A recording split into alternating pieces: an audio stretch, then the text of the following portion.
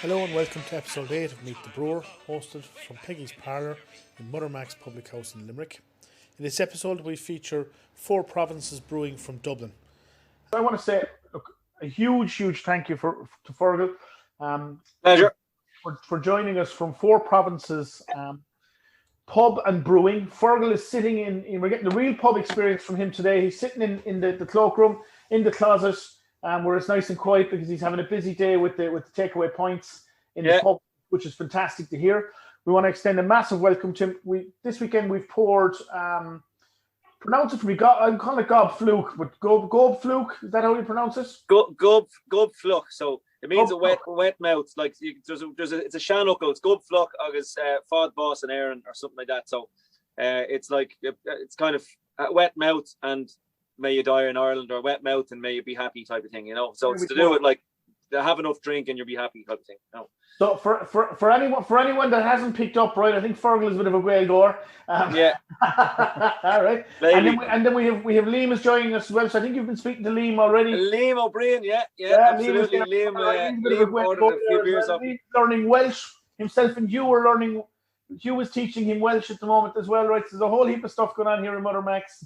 And Jesus Christ. The latest one we want to do is I want to learn sign language. So if anyone knows anyone who is teaching sign language, I want to learn sign language, and we're going to probably try and get all the guys in the bar to do it, right? So again, right, massive thank you to Fergal. We've kind of all settled in now. So look, Fergal, the format of this is quite simple. We don't even talk about the beer really, right? We talk about you and your story, and you tell us all about what's going on, right? So maybe, how did you get into the pub, and how did you get into brewing? What is delicious English? Okay, well, can you hear me? Yeah, we can hear you. Yeah, like we started like a few years ago. My wife is from an area in the north of France, very close to on the Belgian border, called the Les Ardennes, and so like their kind of whole thing is like there wouldn't be as much wine. They're all into their beer, like because it's so close to Belgium. There's actually loads of breweries beside them within about 20-30 minutes drive. So when I kind of started kind of going over to her and visiting her, and we were like, when we were going over to see her parents, we used to go to breweries, like just different beers. I started drinking loads of different types of beer, and I really enjoyed them. Like I was going, Jesus, like there's no choice like this in Ireland. You know, it's crazy. Now I'd been to Belgium before, I'd been to England, I'd been to a load of beer countries, like, but I kind of hit home with me, like, you know. I wonder how hard it is to make. Now I have a science back. I did science in college. Like, you know, I'm a marine biologist, and I'm interested in the whole kind of science element of it as well. I was going, maybe I might give it a pop, you know. So I started looking at, you know, at that stage, it's about maybe 7 years ago, and there was a few breweries around, and yeah, we were kind of, one day my wife bought me for Christmas, for my birthday, a very simple like a brew kit, you know, and so I made the beer, bottled it, called it Maisie's Pale Ale after my granny, and it actually turned out okay. It was one of those Coopers, like you know those quick sets, like you just you buy the pack, you know, but add water, you know, and yeast. But and I bottled it all. But then I did it a few times, and I said, "Geez, I'd love to learn the science really behind, and actually maybe learn how to brew, even commercially." Because at the time I'd been teaching for about maybe 10 years in school. I was teaching science, biology, and stuff in a Gael school, and I was kind of looking for a change. I was always into entrepreneurship as well. I start my own company. I'd love to have done something. Jesus, like craft beer is like, you know, is in a good place. It's taken off. You know, I'd love to put, you know, like I see a lot of like breweries with, like, there wasn't a sense of place attached to them. It was all like, and there's no offense to any. It was like they weren't like naming it after their home county really, except for Galway Hooker, like but there was no kind of Irish part of it. Like I was saying, well, why don't we brew a kind of very, very, you know, indigenous looking beer or indigenous beer, and maybe people would have an uptake, you know, it would like it and stuff like that. That was the whole thought, and maybe we'll. So at that stage, I was on my own, but a friend of mine mentioned that one of his best mates in college was studying brewing and in Heriot Watt remotely and working in Trouble Brewing. Andrew, now a business partner. So I'd never met him before. He said, why don't you meet him for a pint and see if Harriet Watt would be worth like pursuing for me? Like, so we met up in the Black Sheep on the top of Capel Street, and we got really locked, like really drunk, like talking fucking. He said, "This, we need to do this, we need to do that," and we shook hands at the end. And a week later, we were brewing recipes from full grain brewing in his kitchen, and we were going to do this, like, you know. So he was brewing with Trouble Brewing as a kind of an apprentice down there with Stephen and Paul at the time. And he goes, why don't you come down and see how things go? And so I did a few days down there, but Andrew had been brewing for about a year with him, you know. So eventually we said, why don't we just contract brew here and sell our own beer? So yeah, not so easy, because obviously you need to buy a wholesaler's license. We didn't have any money. Like, I don't know, I think we started off with like 10 grand or 15 grand or something, like, you know. And so we got our first bottles on the shelf. We got into O'Brien's. We got a few draft accounts and got ourselves a wholesaler's license and went from there. But then about 2 years went by and said, look, we need to start getting money for this brewery. But why don't we just, you know, see if there's any interest in people investing? So there's a thing called an EIS, which is like a government-backed investment vehicle, basically, that's very favorable for any investor in first-time companies. And we were able to raise 100 grand for our brewery. So, Jesus, sounds like a lot of money, but like, we got the brewery, 3 tanks. But in Dublin, depends on your revenue agent, like how quick you can set up. We were very, very, like, even though they're very good, I can't say anything bad about them. They were very slow. So we bought the brewery and we had it up in March, commissioned in March, and we were only allowed to brew for the first time in November. So we were sitting on a brewery for 7 months or 8 months. What year was that? Oh, Jesus. 2015. Okay. 2016, maybe. And yeah, we had a fucking very tough time. Like, and it was just, once we produced some paperwork, they were looking for more. And then there was this planning permission that we didn't need, that they were looking for. And then we had to try, it was just week upon week, and it was very stressful. So, like, I would kind of still work on my day job at that stage. And I went part-time then. I said, look, you know, I need to start making some money here. So we started brewing in November. Our first beer out in December. It was a double IPA called Turk Fion. And we were going to brew our pipe. We had Piper and Hurler on the go then. We had about maybe 20 draft accounts, and we were in different shops as well with the bottles and stuff. And not really a clue, totally going in blind, you know. But at least we had some customers. That was the only thing we had going for us. And yeah, so after that, then things took off a bit for us. Like, we started getting more customers, better accounts. One of the problems we should, like, if I look back now on it, like, we should have brewed a lager from day one. You know, it's like we had an IPA and a red, and the IPA market is fucking real. There's so many people in Dublin looking for like one tap in a pub. You know yourselves, like, you know, it's very difficult. Heineken, Diageo are very strong, like, and Bulmers as well in the mixer there, and then you have malts and Coors as well. So we were up against it, but we got like maybe 20 pubs to kind of. And we were building that. So that's been kind of big, been building. We got into super values locally here, selling a lot of cans then about 2-3 years ago. Building slowly. But then when the top room bill went through with Alan Kelly, I looked at it and I said, this is a joke. I said, nobody's going to use this. It's not going to help anybody. We won't be able to sell beer from our brewery without this, that, and the other. It's going to cost us so much money to even like set up that we don't even know what they're looking for. So there was a pub in front of the brewery closed for about 5 years. Someone tried to take it on, and then that didn't happen. So one of our customers is Tom Mulligan. He owns the Cobblestone pub. And I asked Tom, I said, Tom, do you think we should go for this? Like, it's in a decent enough area. He goes, well, you know, the pub trade's tough at the moment. I said, yeah, I know that. But, you know, this could be a chance for us to make our mark here, and like with enthusiasm, etc. Let's see what happens, you know. So then that's it. We took the pub on, and for some reason, because we had a pub, we were able to get into more pubs around Dublin because we're in the LVA, and people kind of, I suppose, gave me a list. Our beer was getting good reviews as well on draft. We were very popular in some pubs. We started brewing a lager, which really started going well for us. And now we're not a huge company brewery, like, you know, but we've enough to pay.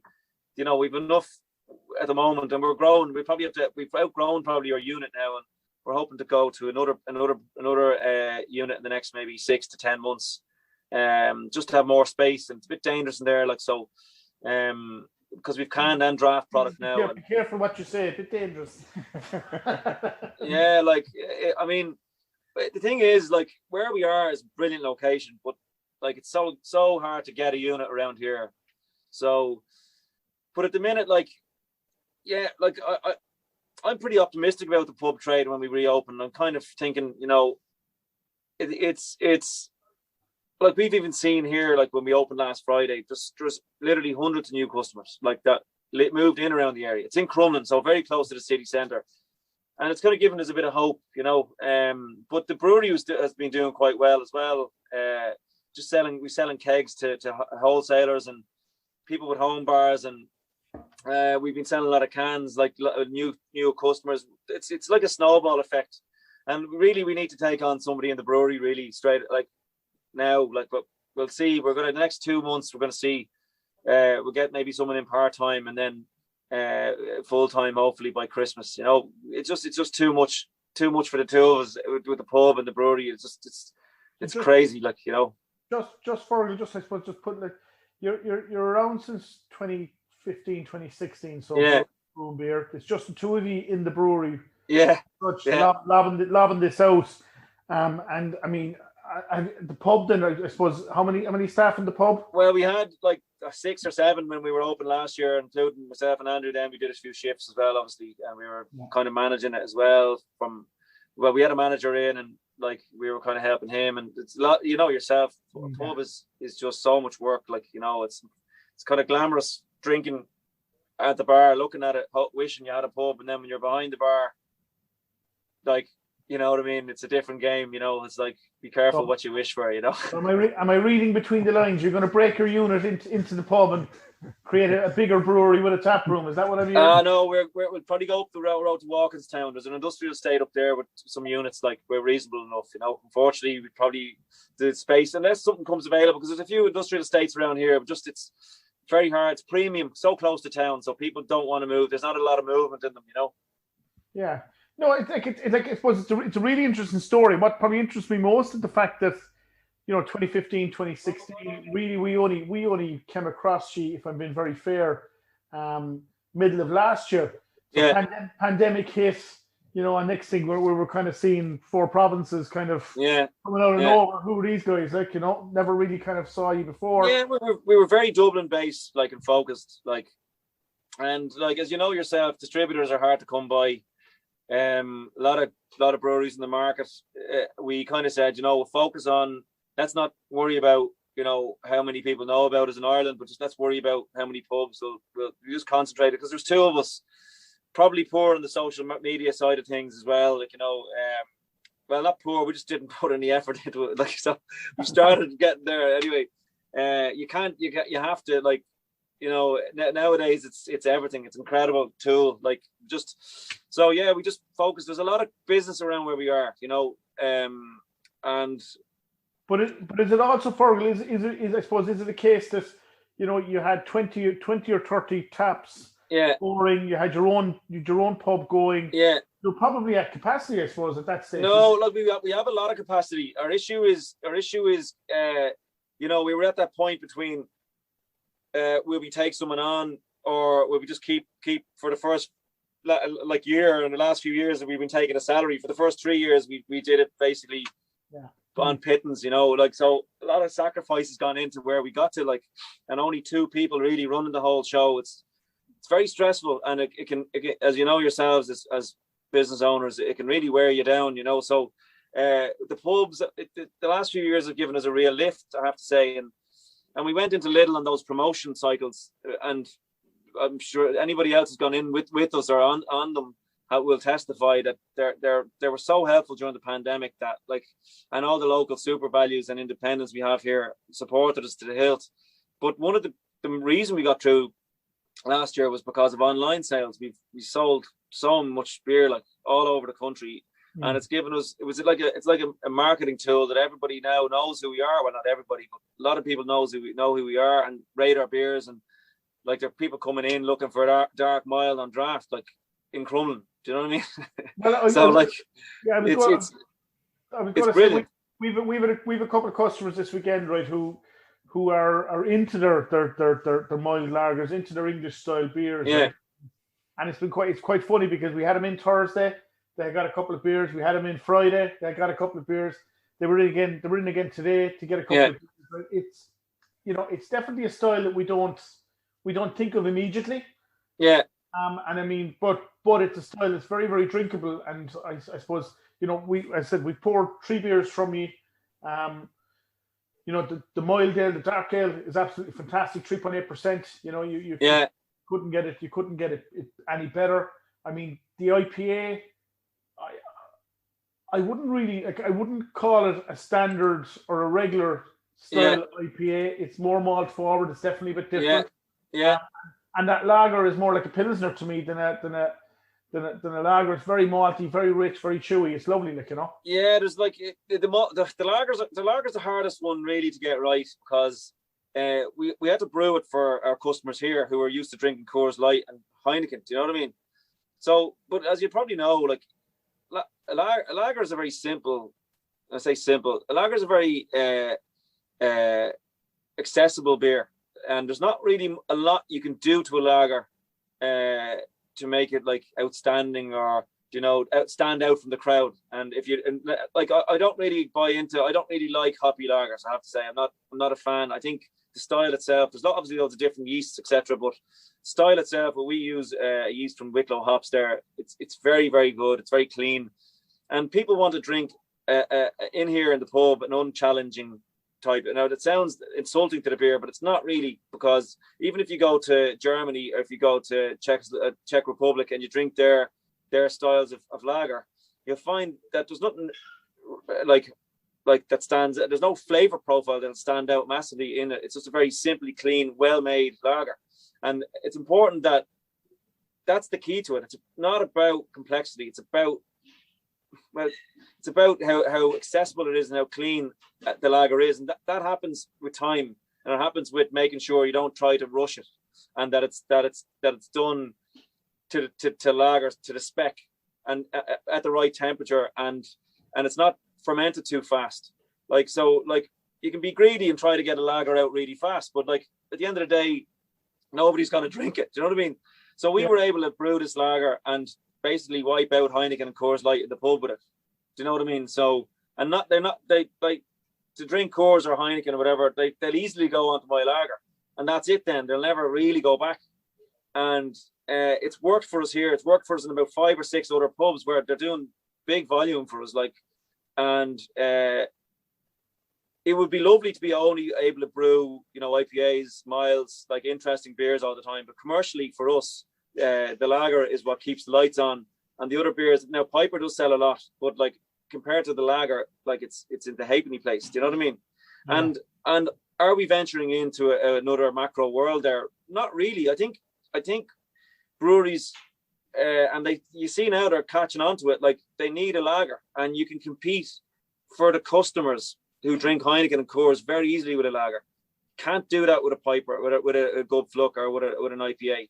And for us, it was all about making sure that the company was viable and to make the business viable, but also brewing really, really high standard beers. So that's still our aim. It's always going to be our aim.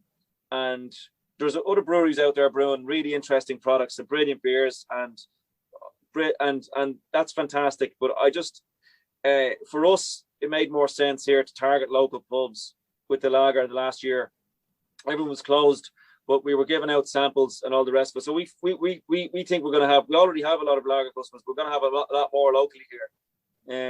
And that's our kind of thought process. We have a load of taps in town and around here with Piper and with the Hurler, the red ale as well. But the lager is definitely something we really wanted to get right, because it's very easy to make. You can, like, mistakes in a lager show up very easy. You know, it'll really show up. Like, so when you said it's a really clean, easy drinking lager, I was going, great, because that's exactly what we wanted to brew. You know what I mean?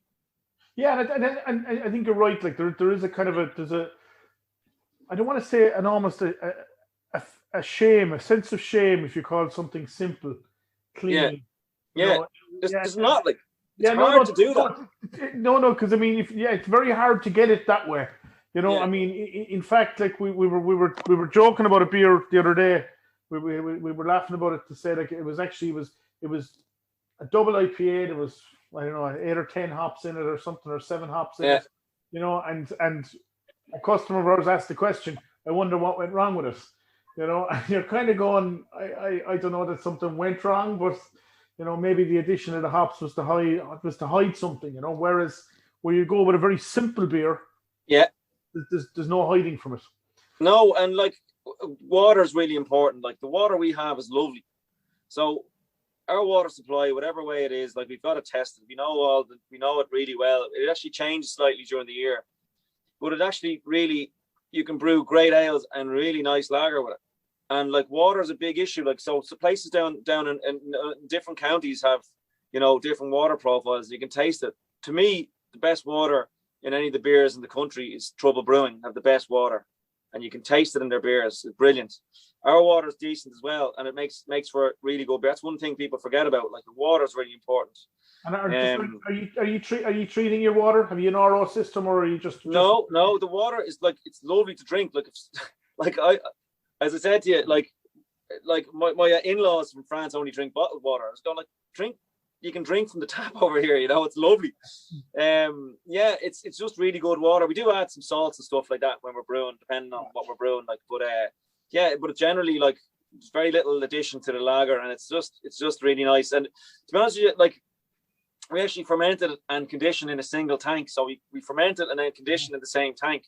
So it takes that little week longer to the yeast to compact at the end. We still can get crystal clear beer.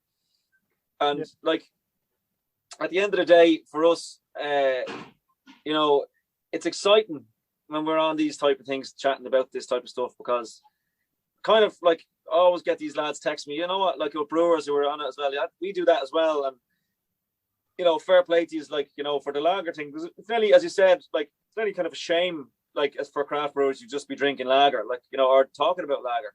Yeah. But like, why aren't Irish breweries doing it? Okay, I know why it's 4 weeks in the tank instead of 2, but why aren't we doing more of it? Like, instead of trying to compete for a tiny section of 3% of the population drinking IPAs, why aren't we competing for that 50%, 45% of like really bad product that we can definitely displace if we can get in there? Do you know what I mean? So yeah, I just thought to myself, you know what? Like, screw this. Let's get a decent lager. So we've been tweaking the recipe a little bit. And what you're drinking there now is what we're kind of going to go with. Like it's kind of a little bit malty, a little bit of Vienna malt, and it's a biscuity. But again, it's so dry and refreshing at the end, and that's kind of where Andrew kind of goes with it. I'm the kind of the mouth of the company and the salesperson and the kind of the operations owner, obviously. But Andrew's the brewer, and he's shyer than me anyway, so he doesn't come on these things. But I brew with him as well. Like, but. I suppose you're right. Can I ask you just? I mean, the first question that kind of came to mind, because like you're obviously very commercially orientated. You're talking about market share. You're talking about the big boys, right? When you took on the pub, has that allowed you to kind of, I suppose, to do a bit of trial and error? Has that allowed you to fine tune the beers? What benefit has that had? Yeah, definitely. Like obviously volume, but like when you say I'm commercially minded, I think every craft brewery in Ireland now has to be commercially minded. They all are now. Everybody is, because they understand it's not a hobby. Unless you're very wealthy and you don't care, you need to be this way, and you need to be savvy and make sure that you can pay your employees and pay yourself, and the kind of honeymoon is over after a while when you kind of go, okay, it's great, tap yourself in the back, you've got a beer on the shelf. But realistically, for me, I have a child, and like Andrew was a kid, and we've got staff, and we've got so that's definitely my kind of thought. But the pub, in terms of testing beer, yeah, absolutely, because we serve like a mixture of customers. We serve like your Guinness and Heineken drinker, but then we also serve your mad craft head as well. And like real beer person like ourselves, like, so you have to remember that for us, I'm sure you agree here, that it's important not to isolate people either when they come into the pub. And initially we were going, we won't have Guinness, we're not going to have any, that's it, we're going to support local customers. But then we realized we don't get any customers if we don't have Guinness in the pub, and we won't get people coming in unless we have Heineken or Coors on draft, unfortunately, just for a minute. But then we can get them on our beer then once they come in. Do you know what I mean? So we test loads of our beers. We tested the lager, we changed it a few times, and we have a few people who love the puddle, and they're now they'd be telling you how it is and carbonation amounts and absolutely. It's been a great and it's been a massive learning curve for me as well, coming from the background I came from. I suppose I'm a little bit more serious as well commercially, just because there's so much at stake for me in terms of my family and the time away from them. I'm sure you two are the same. You just have to take it. You just need to be very, very sure what you're doing. It's funny you mentioned isolation. We have the corner of shame. I quite regularly like to isolate some of the customers over there, and we just point at them. It seems to work. Well, you had a good question and a good comment, a good observation actually, Hugh. So Hugh was actually saying that some of the lagers that we've had haven't actually lasted as well in the growler as your lager has. And I suppose I wonder why that is. I mean, it's something. Even just an hour ago, we were having this conversation about a certain beer that it on draft it's absolutely fantastic. In the growler, it doesn't seem to work as well. We can't exactly pinpoint why. Well, it's probably because of the carbonation. Like, we really carbonate it. Like we not over carbonate it, but it's a high carbonation. And we do it under serious pressure. We keg under serious pressure. So it's the same carbonation as you get in Heineken, basically. Well, I would now genuinely, right? I would have said when we poured it, okay, look, it looks like a lager. You have a beautiful head on it, but I wouldn't have considered it to be overly carbonated. No, the carbonation is quite complex actually, and we've been playing around with this part of it. We carbonate through a stone, but a lot of what we do is the tank is closed up before, just as it's finishing out, and a lot of that CO2 will go back into solution. What you get is a smaller bubble and a smoother drink when you drink it. So, and if you force carbonate very fast, you get bigger bubbles, which gives a very, very gassy type of beer. But we do it very slowly, like over the full day, maybe 2 days. And the stone is just leaking in CO2, and what happens is, under the pressure we put it in at, we end up getting a very, very small bubbles. Obviously not Guinness-like size bubbles or nitrogen size, but very smooth, and that's really important. And you can get the same when you bottle carbonate, and that is important for us. But then when we keg it, we make sure it's under serious pressure, and we give it about 2 days for some of the CO2 from the head pressure also to go into the beer, and we only keg it when we're really, really happy with the carbonation. Because lager dies. I find flat lager is the worst thing you can drink. So that we do take that really seriously, and that's part of what the commercial side of things. When we're competing with Coors Light and Heineken, because people like bubbles in their glass, they like it clear. So, but you have to do it the right way. It's very easy to just force carbonate a beer. It's like drinking Ballygowan out of the bottle. It's horrible, but then you drink San Pellegrino, it's a little bit smoother. Do you know what I mean? Because it's been forced into it over time. No, look, I suppose that's probably the best explanation we've ever gotten on it thus far, and we've spoken to a number of different brewers and breweries about it, because, as Hugh has correctly said, and it's predominantly with the lagers, right? Because we don't seem to see it with anything else. That the lager is fine when you open it initially. As you go back to it's not I suppose the repeat pour isn't as good from a growler. Whereas with your lager, it was a lot better. Like, it was much better than most. Yeah, it's very hard to overcarbonate a beer. Like, really, if you're watching it, But it's just, I don't know. It just works for us, because Andrew's done a lot of the research on this. We've been kind of tinkering around with this for about 3 or 4 months to see what we time it.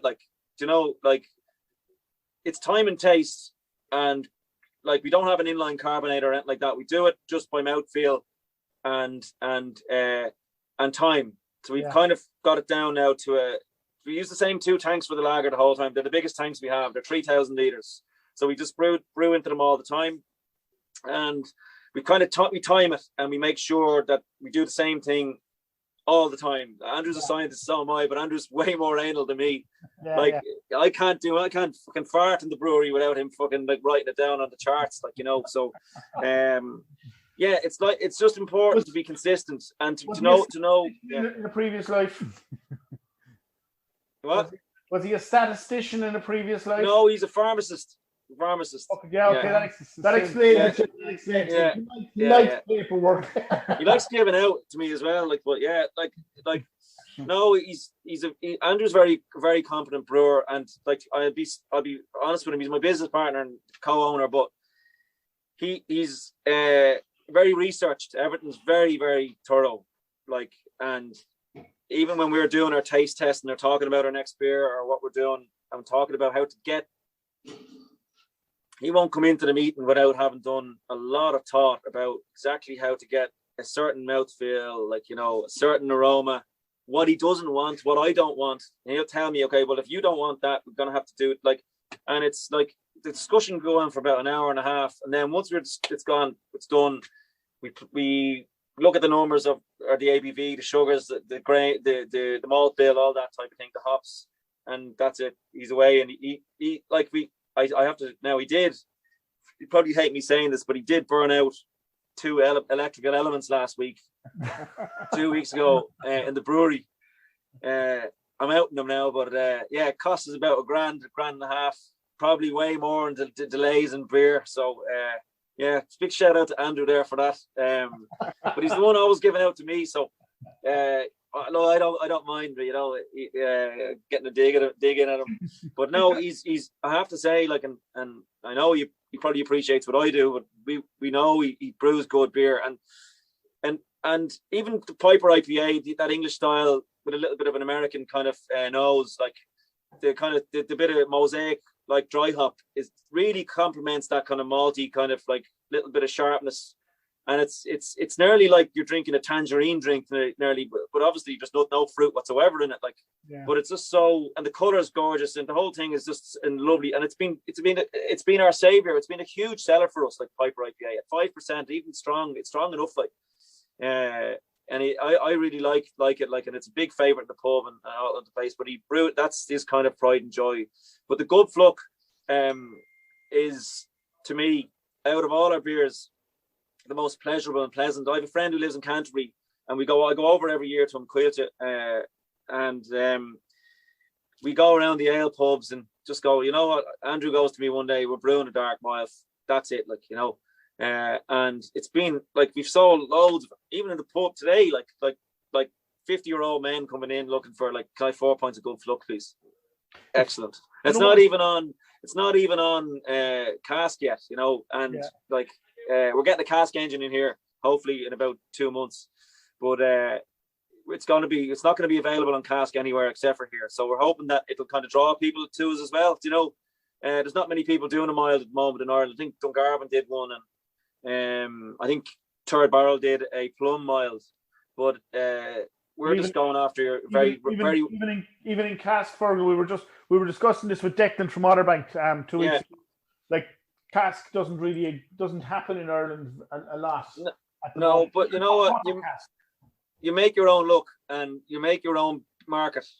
Yeah. And where we live is basically between Terranure, Crumlin, kind of Green Hills and Rathfarnham and Harold's Cross.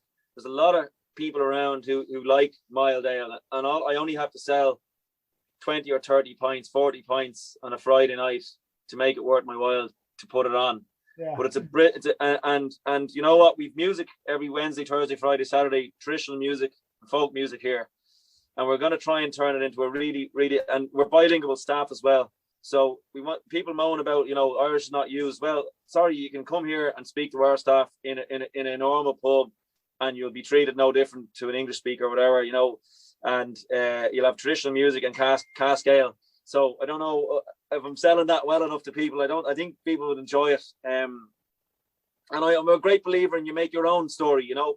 So what if nobody's ever done it before? Like, you can do it before. You can do it yourself, you know. And if it doesn't work, it doesn't work. But if you don't try it, like, nobody's ever, like, you know, like a lot of the pubs even in town, like, yeah, the underdog, they get casks on all the time. Fair enough.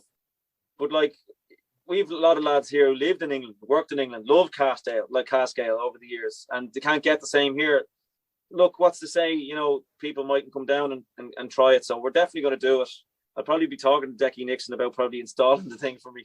He does a bit of, he actually helped us out at the start. But yeah, look, I'm going to give it a pop. I really do think that it'll work.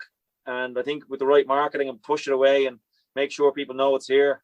And when tourists return, like yourselves, like, you know, I don't think a cask, do you have a cask engine in Mother Max? Yeah, we have, yeah. Yeah, does it work well for you? Yes and no. So we were trying to do cask once a month, but there's two issues, two challenges. Yeah, I'm not going to say problems. Two challenges. Number one is to actually get decent cask beer. Yeah, it can be quite difficult. And then I suppose the second thing then is this: it's very easy to mistreat cask beer. And yeah. Well, that's and to make a shambles of it. And if you're gonna be pouring something that you've made a shambles of, you can't really expect people to come back wanting more. Yeah. So there's two big issues or two big challenges that are there. I mean, look, we have a cask engine. We were telling Declan 2 weeks ago.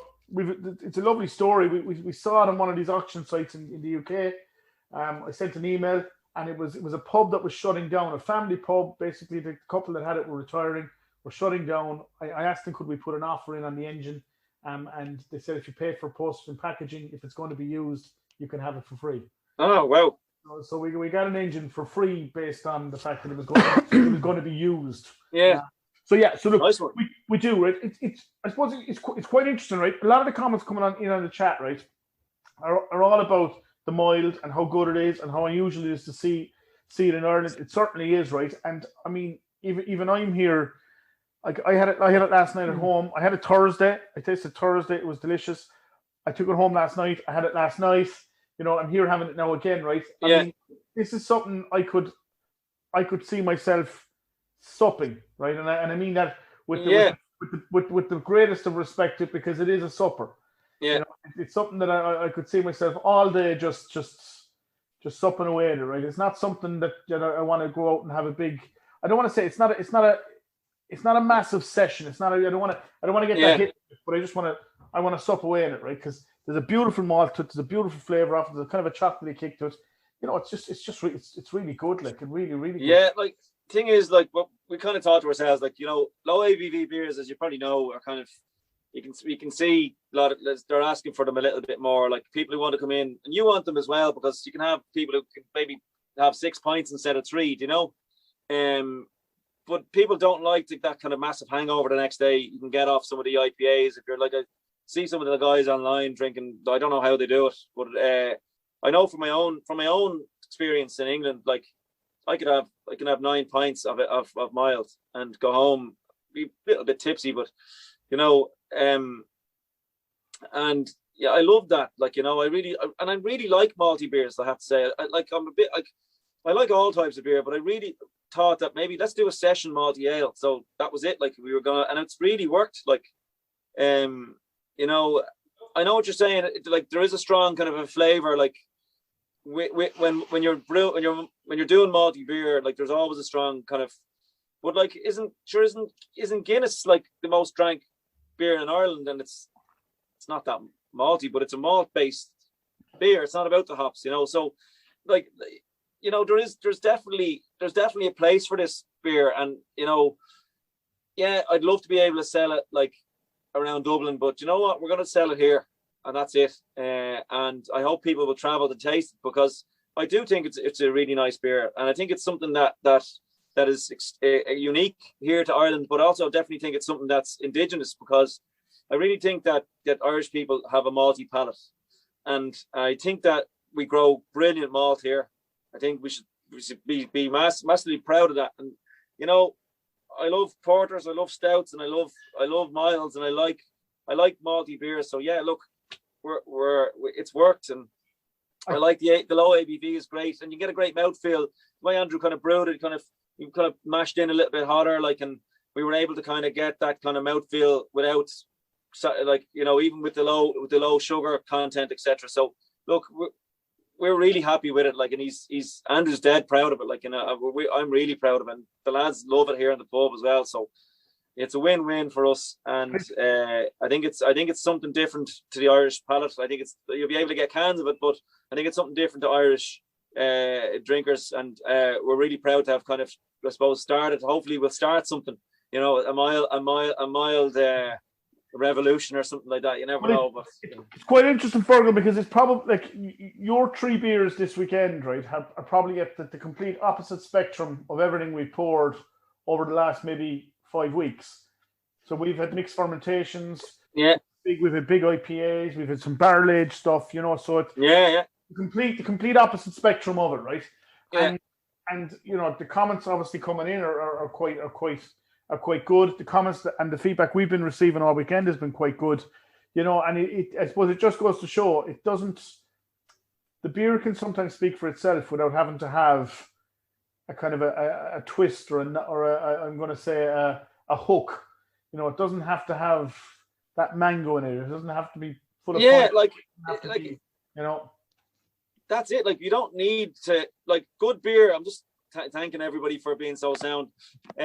No, good beer, like, doesn't have to be really complex, and like some of the best Belgian beers will teach you that. Like, brilliant beers brewed very simply, just with like their own kind of yeast culture. They're, you know, and just, it's all about balance, in my opinion, lads. And I'm sure you agree. Like, beer has to taste like, you know, like beer can't have like, in my opinion, some styles with their action, by their definition, are out of sync. Do you get me? And like, they're out of balance. But that's fine. You know, I'm not criticizing, but for us, like, you know, we just try to make beer that is just straight away you like, you know, and the way we feel to do that is to make sure that there's a nice malt bill backing up whatever hops you put into it. And we use like nearly 20 or 30 types of malt across all our range of beers, like, and it's like really important that we're now, obviously a lot of our malts are coming from Belgium, and you know, unfortunately there's not like a large range of Irish malt, specialty grains, you know, but we really feel that a good beer is malt, not, you know, definitely has to have balance, and a good malt bill and a smart malt bill is definitely the way forward for us anyway, and you know, it's working for us, you know. You had an interesting comment there. He just said it would go well with a whiskey.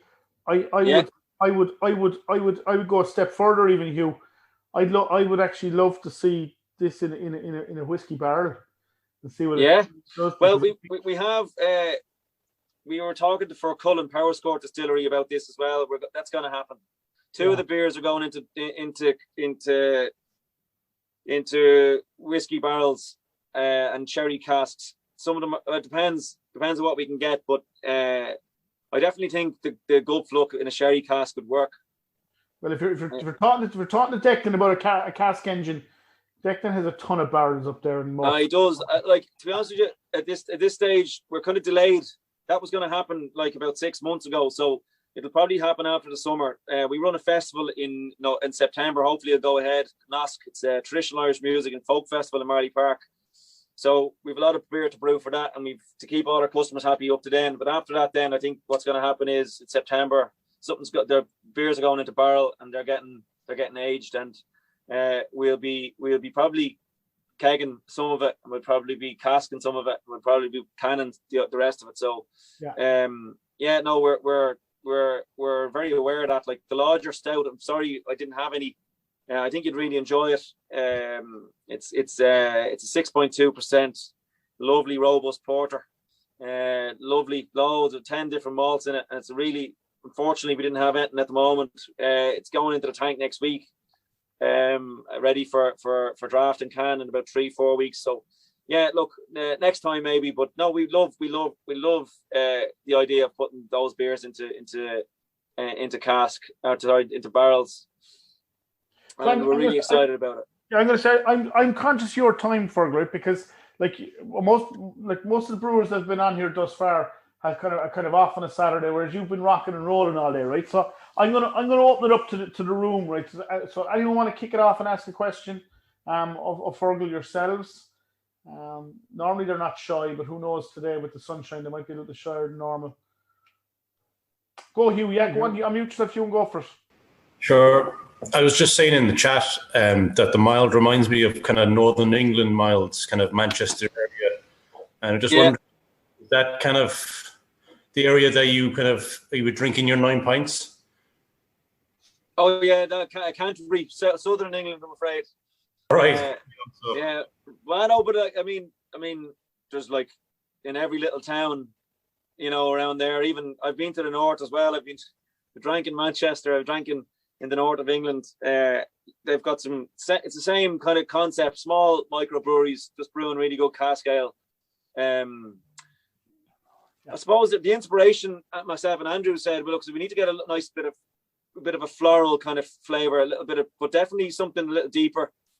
There's a bit of plum you can kind of taste. There's a little bit of kind of coffee grounds. There's burnt. There's loads of stuff going on. It's such a light beer. Was it regional? We weren't going anywhere regional. We were just looking at the flavor profile and going for it, but we didn't want any standout flavors. Like, we wanted people to be able to taste a load of different flavors, but we don't want it to be out of sync, like any standout type of if it was too chocolatey or too kind of burnt or too fruity. It was kind of trying to get that balance. And we the first time we brewed it, it was really nice. This time we changed a really small amount. We took a little bit of the burnt malt out of it, the darker malt out of it, and it's actually worked. It's much more mellow even again. So no, we're delighted. Like, it's just, I suppose it's our version of a dark mild. Yeah, thanks. John Noel, you've your hand up. Go for it, John. I do.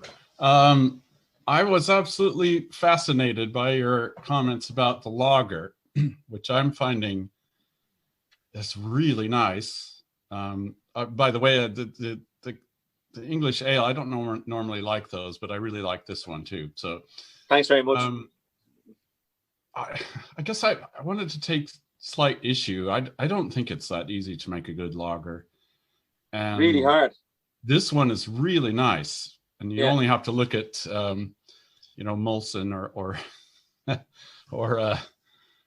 Heineken to see how it's not so easy. But my question for you is really about IPAs, actually. Yeah. So I got the sense over the past 2 or so months attending these calls that the brewers view those as a kind of something you have to be in the game. But you seemed more interested in them for themselves. And I was curious if you could elaborate on your feeling about the kind of range of styles of beer. There's we have a lager, a dark mild, a red ale, I call it copper ale, porter, and we have 2 IPAs in the session, and the Piper that the lads are selling there. Piper's an English style IPA with kind of an American nose. Okay, so a lot of IPAs, depending on the type, obviously there's many types, have huge, a lot going for them. People love a certain things like wine, or it's great to have all that variation. But for us, we wanted to make it, and it sounds really bad, but an entry level IPA where we went back to the original type of style of it, why was it appealing? And I honestly think that the balance is the thing that appeals to people. That it's there's a little bit of malt in it, and then you kind of have this lovely hoppiness, like a bitterness, but then it's so refreshing on the tongue, and then you've just lovely nose, which kind of complements what you're tasting on your tongue as well. And for me, a lot of the IPAs, now this is just my own personal opinion. For me, a lot of the IPAs nowadays, they're so fruit forward in their flavors that and the kind of juicy type of thing that kind of losing the essence of like why IPAs were successful in the first place, which is was because they were able to balance this real malty beer with a lovely hoppy, refreshing bitterness. And then to add to that with a little bit of a dry hop and a lovely kind of a citrusy nose was kind of the cherry on top. And we were kind of saying, but what's better than this? Or like, why would you want to try and make like this, change this at all? Like, I really love it. Now, don't get me wrong, I'm not conservative when it comes to different beers, but for us, that was what people would like and like to drink. So that's how we kind of looked at it, and like Piper was our second beer we brewed. We brewed a red ale first, then Piper was the second one. But it was about accessibility. We felt that like a lot of people won't drink our beer if it's way fucking too hoppy, and first time drinkers, like you need to try and get new people on your beer or else you're going to preach into the same people the whole time. So that's kind of what our thought was, the kind of accessibility element as well. And Irish people like malt, and that kind of balance, and they're used to it. So we were kind of going, yeah, that's what we'll do.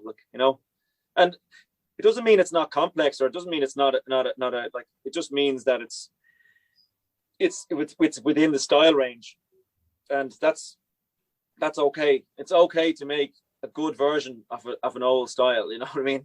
In my opinion, anyway. Can I ask a follow-up question, just quickly? Yeah. Your sense among people who claim to be IPA connoisseurs, is there any of that kind of thing that also goes on with really hot peppers, where I really like it hoppy? Definitely. People are pushing boundaries, which is great.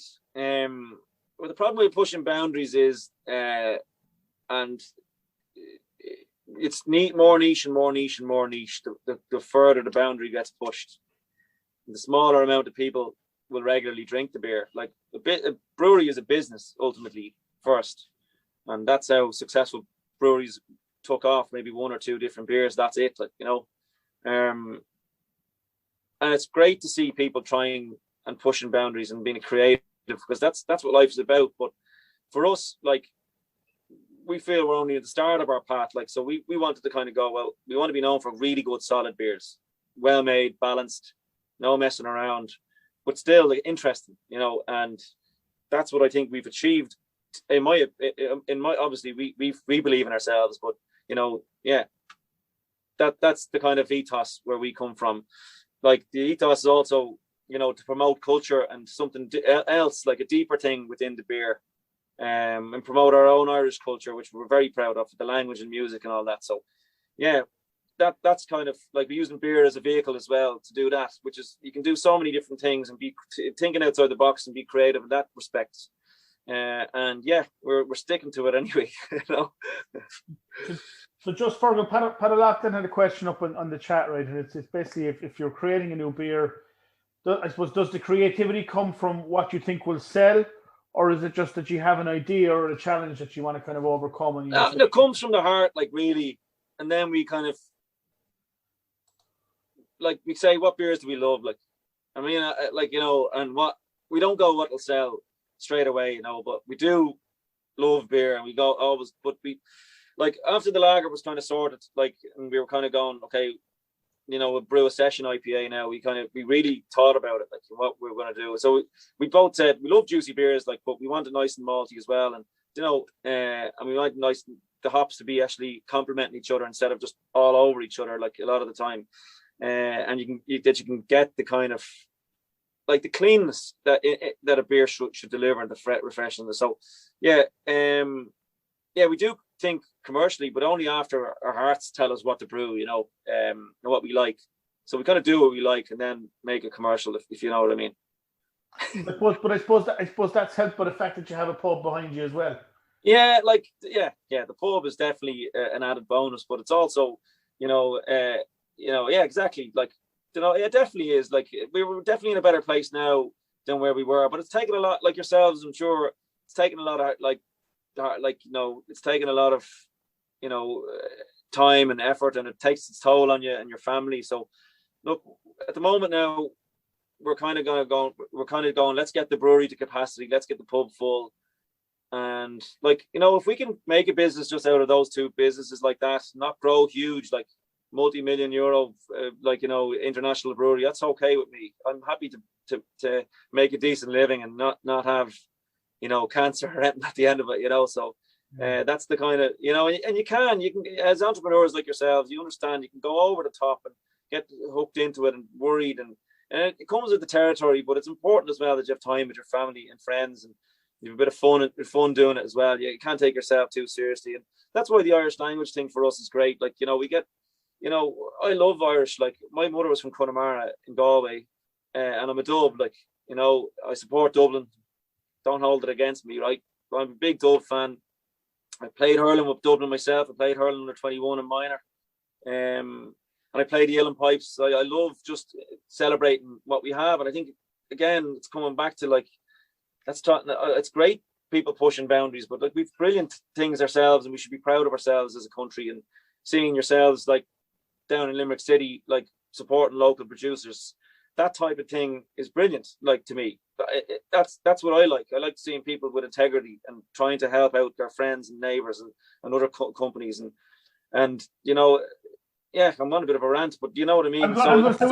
We're here, right? We're blushing, right? If I'd realised you're as big as you are, I wouldn't have brought you on at all. I'd left you fucking. You're almost a step between a small brewery now and almost Heineken at this stage. You're not at all. You're massive. You're massive. We're not at all, but we're not trying to be that big. I don't care. Like, if I have, like, a solid brewery business, a solid pub business, and I can support my wife and I know, but we're not that big, and we don't, like, I'd be happy now. Like, obviously it'd be great to get customers like abroad, and of course we're going to try and grow the brewery, like, and get export and all, but we're not trying to. I think focusing on the product, the ethos of the company, focusing on who we are and who we sell to and our customers, and being good to people and trying to do good stuff, it's kind of probably, will eventually get us there and make us happy, and get the odd, yeah. And I'm going to say what comes across very strongly from speaking to you is keep it simple, right? And what I'm drawn to, very close to where we are here, one of our neighbours, they have a chicken wing business, and when they opened up, they decided it was just chicken wings and nothing else. Yeah. And he told us that everyone told him that he was mad, right? Yeah. It'll never work. It'll never work. It'll never work. And he said everyone that said that to him, all he kept saying to him was, if I can make the best chicken wings that I can, then I'll be okay, because people are coming. And I'm getting the same kind of feeling from you, that if you can make the best beer that you can make without being crazy, that people will keep coming, and the best experience that they can get, they'll keep coming. Yeah, I suppose that's where we're coming from. And for us, we don't really want to compete. The craft beer, like, let's just say on the shelf and Lidl, and that's great. We compete, we get in locally here, whatever. But we would love to be able to just, sell enough, do okay, make sure there's enough few sweets in the bank account by the end of the month, and make sure there's, like, and make sure the beer is good, and be proud of what we're doing ultimately, and keep maybe growing organically like we have. And just try our best. Like, at the end, anything I've learned from anything I've ever done, like, between playing hurling or in school or what the brewery, is just, like, at the end of the day, you have to just try and do as much as you can well, and be proud of what you do and who you are, and just sell that. And I think that's probably enough, like, and that has to be enough, and that's not taking away. Every brewery in the country is doing the exact same thing, and I'm proud to be one of the 100 breweries in the country, like, alongside some brilliant beers and great people, like, lovely people like yourselves. And it's great for us, but it's not without, as you know yourself, not without challenges. We're not that nice, Fergal. It's only an act. You're not too bad, Okay, look, Adam is asking the question there. What's your dream beer if you were to brew? What's the beer that you would love to brew? Your dream brew? It's something like Orval, but I know it's never going to happen. Perfect. Something like a a lot of those breweries have their own yeast strains that give their own, like, the flavors they get out of them, but something malty like Orval, and, like, be kind of like, like they were saying there, I was talking to a few years ago to Wally from Grand Cru at a beer festival. He was saying like this was the age nobody could get Orville. They just weren't barely selling it, didn't care. You know what I mean? Like, but it's such a good beer. Like, it's going, imagine being that cool and being a priest. But but apparently just nightmare to deal with them. Didn't care. The beer was just massive all over Belgium. You know, you could get it everywhere, but like still like, you know, really hard to deal with, like, you know, so yeah. It's what it is. Joe Bray said that Joe said he agrees, definitely keep it simple, and he said that this mild would definitely appeal to a lot of the older drinkers like his dad.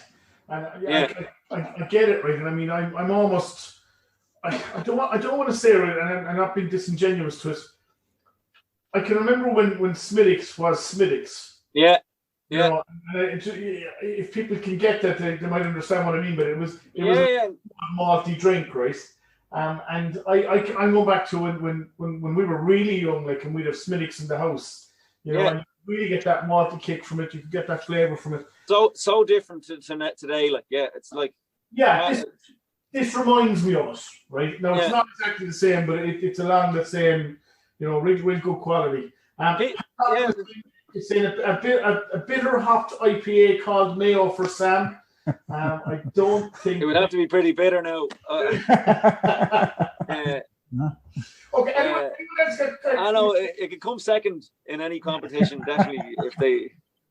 Anyway, it's got questions. I'm conscious of Fergal's time, right? Because he's got to work again tomorrow, right? And he wants to see his family as well this evening. So questions we'll drive on. If not, we'll call. No, go ahead. There's no problem.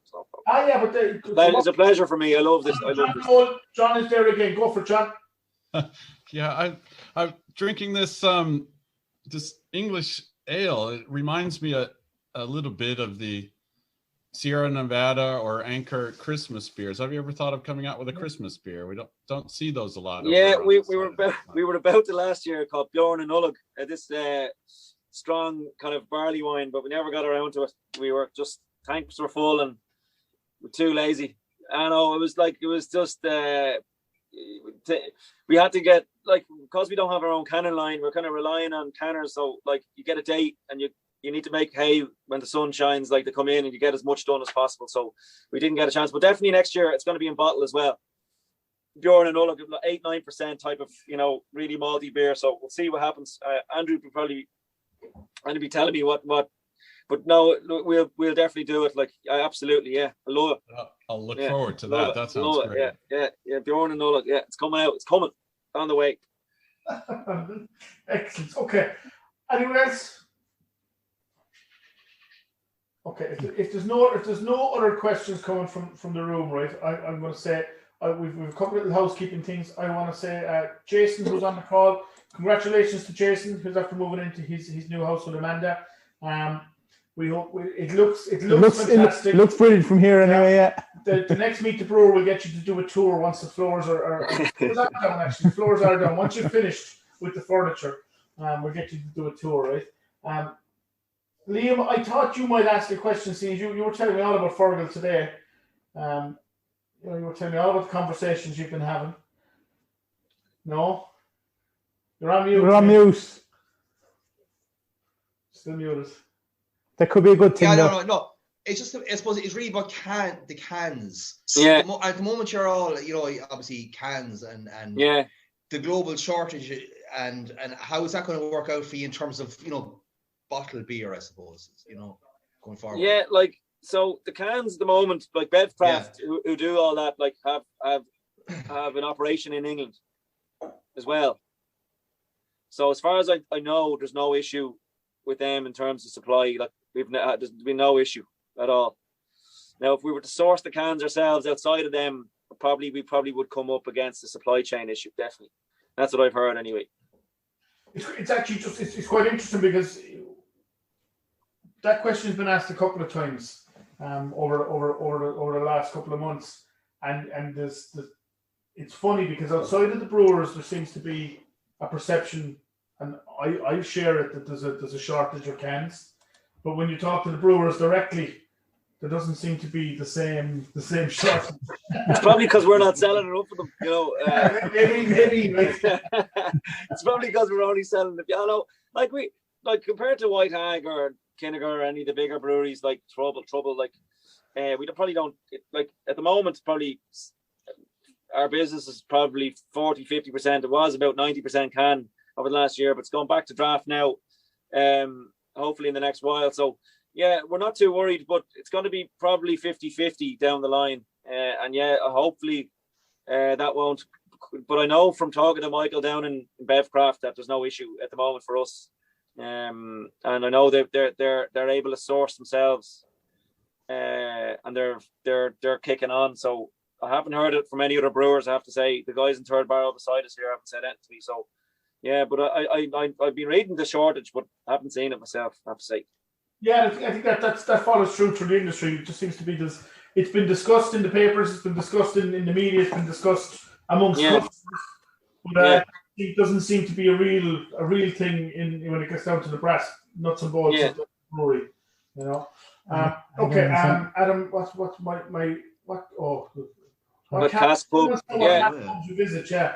I can't even remember the name of them. There's like. We're generally drinking Timothy Taylor or Landlord, or we generally like. There's a few pubs in Canterbury we go to. They don't come to me straight away the names, but there's 3 or 4 who have a good cask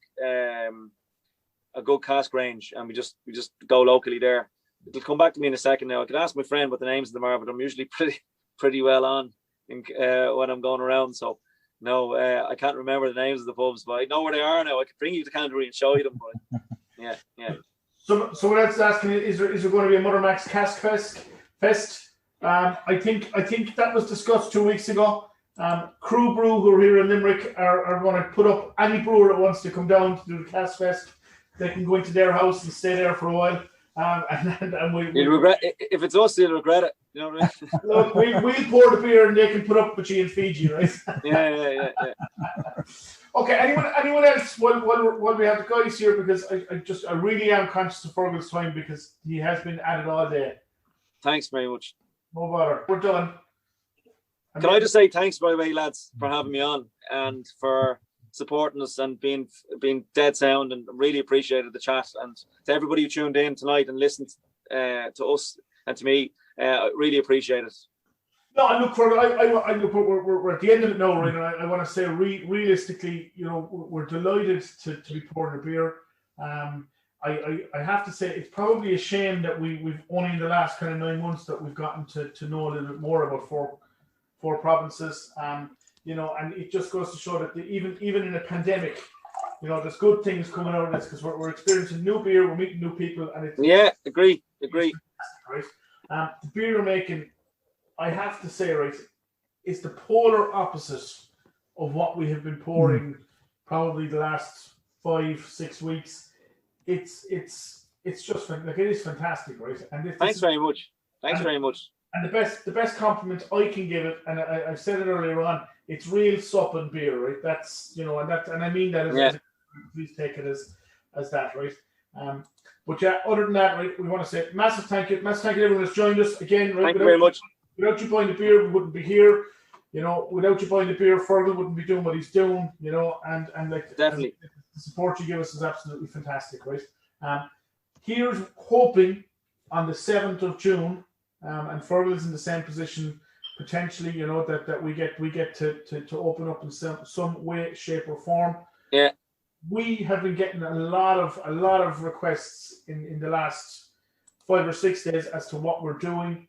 Right now, both myself nor James can't commit to anything. We can't say what we're doing, and there's two reasons to it. Number one, we have not seen the regulations as to what they want us to do. Because if they start writing in madness, there's no way we can do it. And the second reason then is we're obviously limited with the space we have in front.